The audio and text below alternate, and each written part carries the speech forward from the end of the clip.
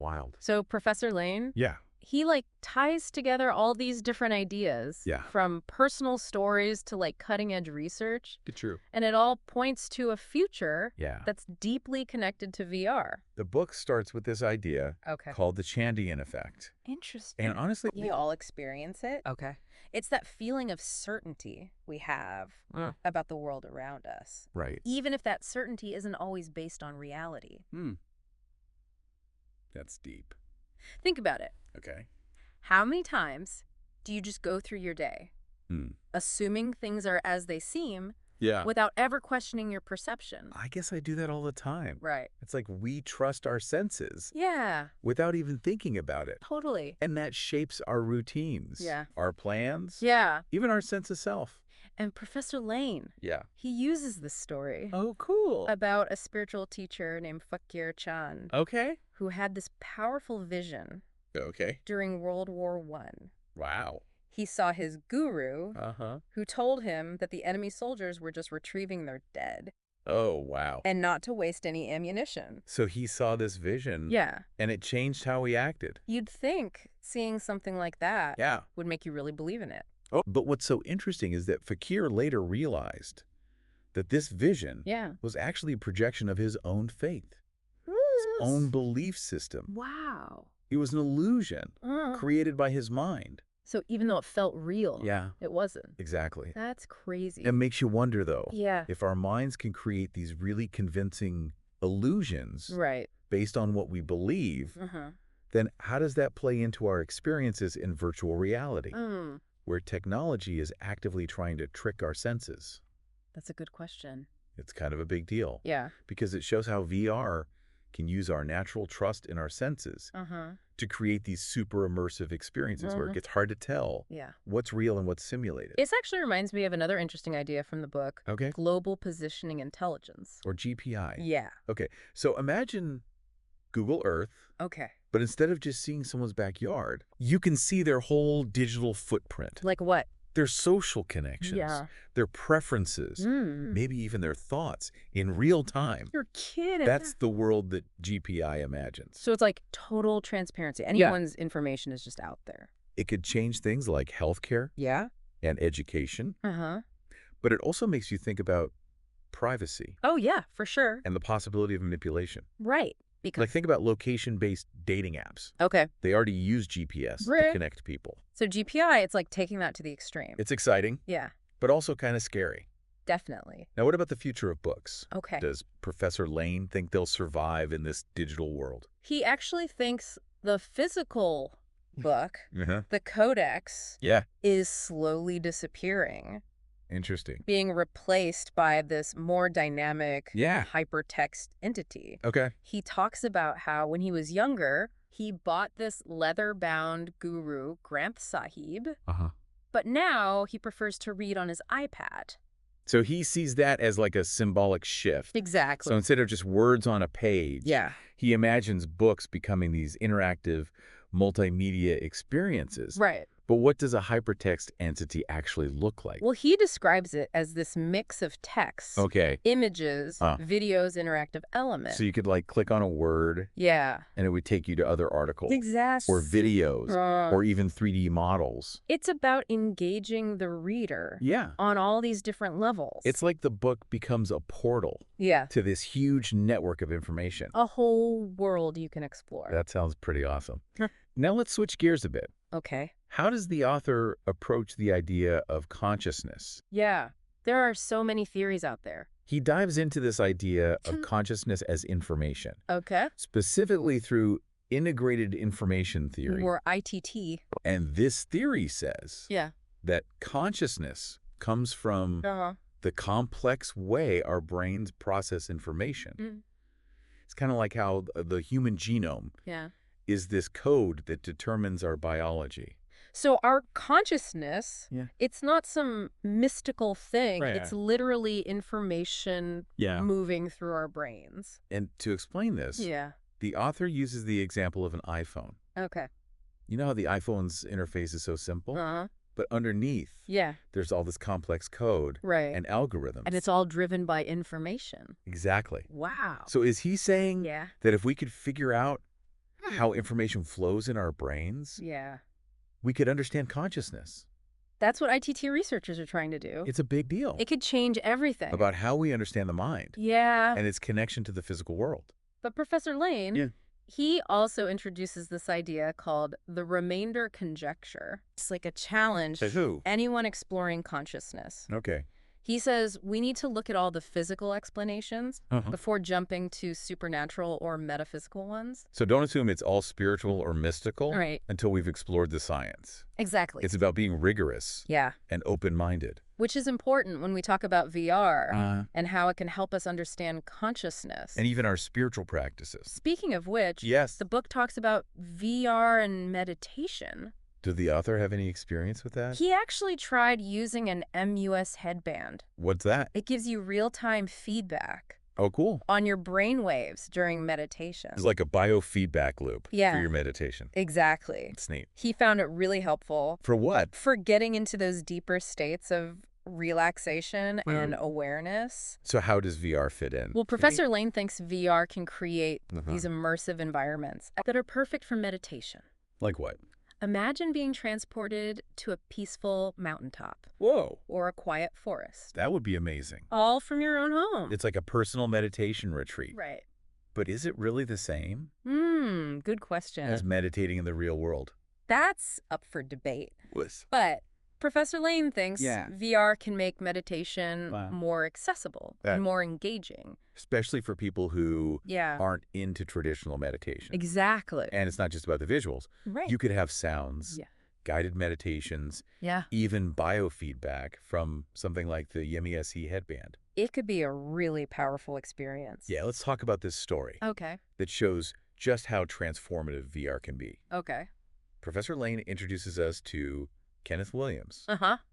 a quadriplegic student Oh, wow. who found so much freedom Really? through virtual reality. That's amazing. Kenneth's story is so important Yeah.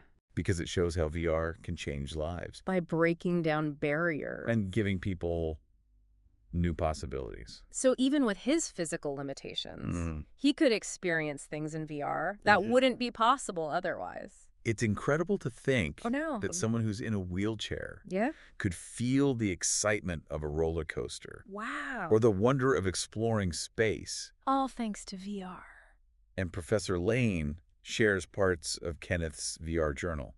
Oh, cool. And it's amazing how he describes feeling this sense of freedom Yeah. and embodiment Like he's really there. that he hadn't felt since his accident. It makes you realize Yeah. that our minds are not limited by Yeah. our physical body. VR can tap into that Yeah. in ways we're just starting to understand. But this brings up a bigger question. What's that? What does it mean Yeah. to experience something as real? Uh-huh. If we can have these intense emotional experiences in a simulated world. That's where things get really interesting. And it connects to another mind-blowing concept, Oh, kill me. Donald Hoffman's theory, Okay. that reality, as we see it, Mhm. is basically a species-specific user interface. Oh.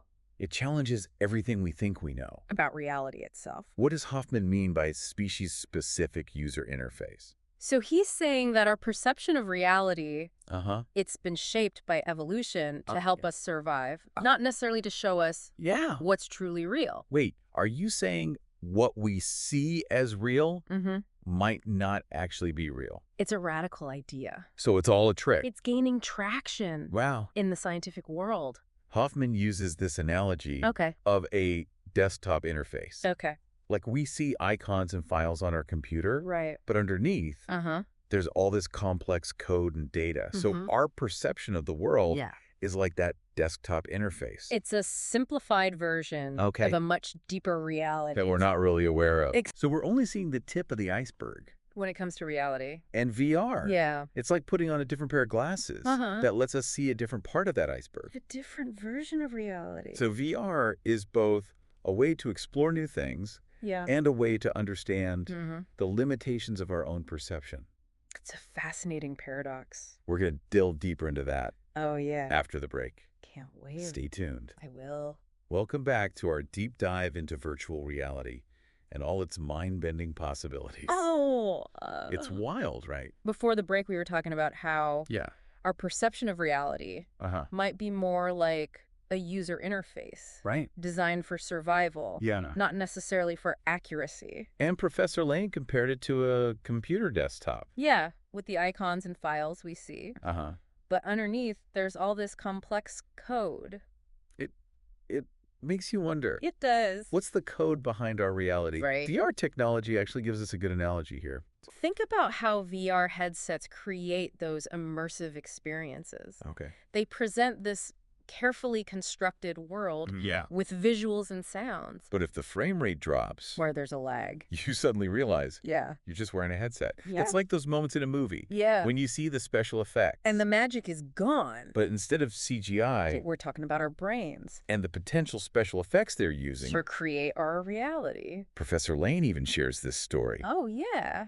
about experiencing vertigo after taking some medication. Okay. He described it as the world spinning out of control. Whoa. This sudden shift in his perception, It's interesting. how that story shows Yeah. how fragile our reality can be. We rely on these processes. In our brains and bodies. You'll make things feel stable and ordered, But when those processes get messed up, even a little. the illusion can shatter. It's like suddenly seeing the code The Matrix. behind everything. This connects back to Hoffman's theory that our perception might be more of an illusion. Than objective truth.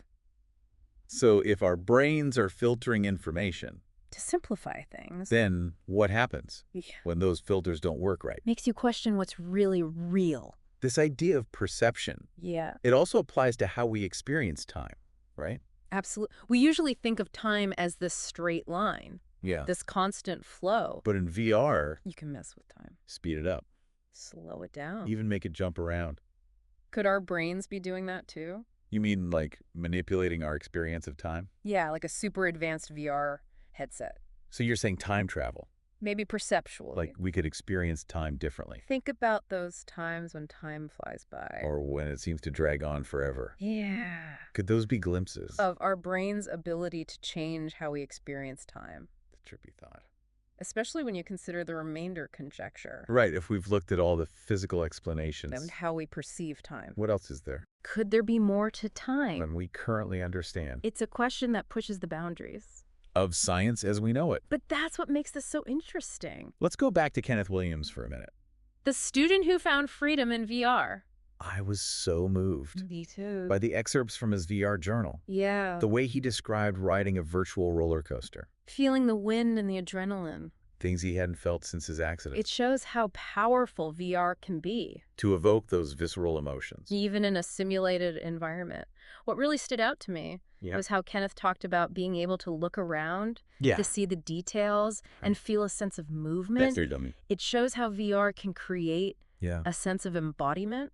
Even when your physical body is limited, It makes you think about what it means to have a body. and to experience the world. If we can have those rich experiences in VR, What does that say about the mind-body connection, it's a big question. with implications for so many fields? Like philosophy, Medicine. rehabilitation, Could VR help people with disabilities? to feel more connected to the world. It seems like it could. Professor Lane also makes this interesting connection Oh, yeah. between Kenneth's VR experiences Uh-huh. and his own exploration of astral projection. Through meditation. He acknowledges they're different. But there are similarities. What? This feeling of leaving your body, And entering a realm of pure consciousness. where the limits of the physical world don't apply, So they both offer a glimpse, into a different kind of reality, a reality beyond our everyday perception. where consciousness can go beyond the body. Are there multiple layers of reality then? That we're just starting to access It's a question that's been around for a long time. in mystical and spiritual traditions. Science might not have the answers yet. But VR gives us a new way to explore them. Professor Lane then talks about different models of consciousness, Like Daniel Dennett's and Timothy Leary's. but he says none of them fully capture it. The complexity and mystery of consciousness. He thinks VR provides a new perspective. A new way to understand how our minds create reality. So he's saying our brains are constantly creating a simulation. Based on what our senses tell us. So our brains are like running a VR program, All the time. building a world, It's tailored to us. our needs and goals. It's a pretty radical idea. But it fits with what a lot of contemplative traditions say.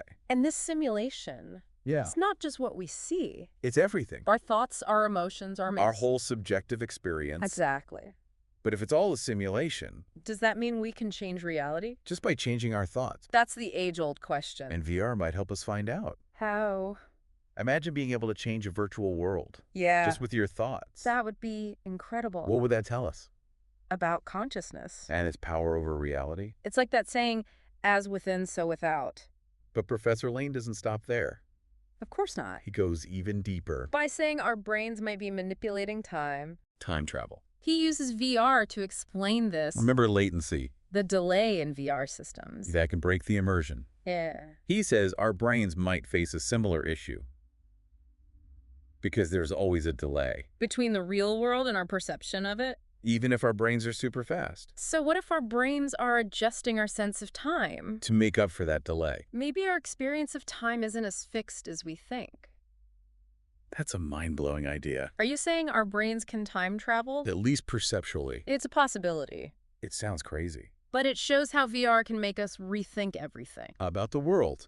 And this brings us back to the remainder conjecture. If we've ruled out all the physical explanations, For our experience of time, what's left? is there more to time than we know? It's a question that takes us to the edge of what we understand. Let's come back to meditation for a moment. Okay? Professor Lane connects Kenneth's VR experiences Uh-huh. to the practice of meditation. They both offer a way To step outside our normal reality. and explore something new. Professor Lane talks about using the MUSE headband Yeah. to enhance his meditation. With real-time feedback on his brainwaves It's like using technology to hack our minds. and unlock deeper awareness. He sees VR doing the same thing, Creating environments for meditation. with sounds and guidance and even biofeedback. It's like a meditation retreat at your fingertips. And it makes you wonder. Could VR help us unlock the full potential of our minds? And explore the biggest mysteries of consciousness. That's a question we'll keep exploring. In the final part of our deep dive Stay with us as we venture even further. into the uncharted territories of virtual reality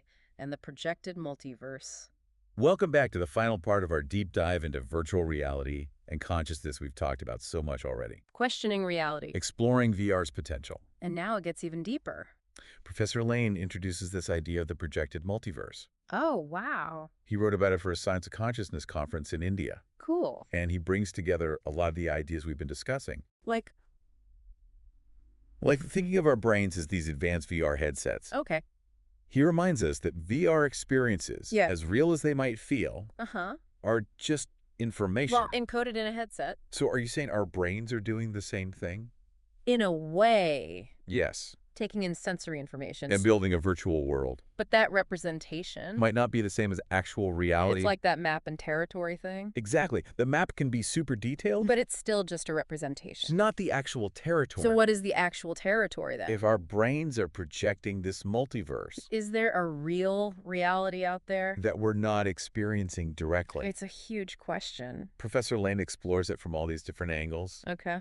Ancient philosophy, Mhm. modern physics. He even brings up the brain in a vat idea. Oh, yeah. That thought experiment. The one where we could all be brains in vats, Hooked up to a computer. creating a fake reality. It's a wild concept. It really makes you think. Professor Lane suggests VR is bringing us closer to that scenario In a way, as VR gets more and more real. the line between virtual and real gets blurry, So are we going to end up in a Matrix-like world? where we can't tell what's real. It's a question a lot of people are asking. Especially those working on VR. Professor Lane doesn't ignore the dangers. But he also sees the potential For VR to help us break free. from the limits of our perception. It's like a double-edged sword then. It could liberate us Trap us. further from real reality. Whatever it is. It's a tool we need to use carefully.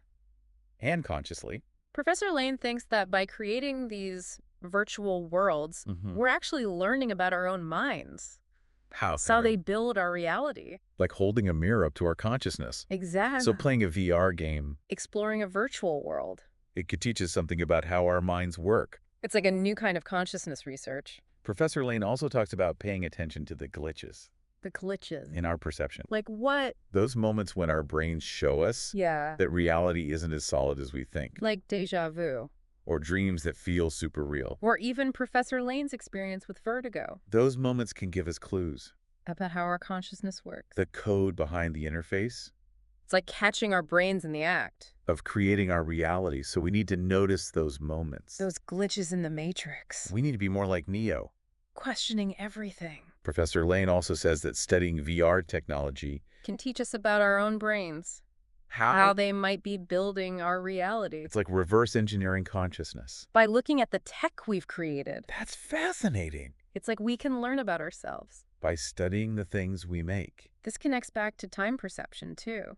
Oh, right. Professor Lane's idea that our brains might be messing with time, He talked about latency in VR. that delay that can break the immersion. Yeah, He suggests our brains might have to deal with something similar because there's always a delay, between the world and our perception. no matter how fast our brains work, So maybe our brains adjust our sense of time, to smooth things out. so it feels like a continuous flow. So maybe our experience of time isn't as fixed as we think.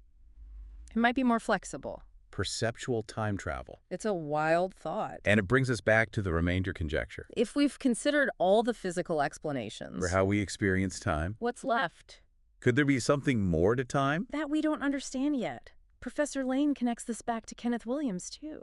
The student who found freedom in VR He says Kenneth's ability to escape his limitations in VR, shows us the potential for consciousness to go beyond time and space. as we normally experience them. So if our consciousness isn't bound by the physical world, What does that mean for us? our understanding of reality, Our place in the universe. it opens up so many possibilities. If Kenneth can ride a roller coaster in VR, Explore outer space. what else can our consciousness do? It's exciting to think about. Professor Lane ends his exploration of the projected multiverse. With a bold prediction He says VR will bring about a new era, of consciousness exploration. a time when we can experience and manipulate reality directly. That's a big claim. It's both exciting and a little scary. He thinks VR will change everything. How we learn, How we work, how we connect with each other. how we experience the world. We're living in a time of incredible change. When the lines between real and virtual are blurring, Professor Lane leaves us with one final question. Okay. If our brains are already like VR headsets, Building our reality. what happens when we put on an actual headset?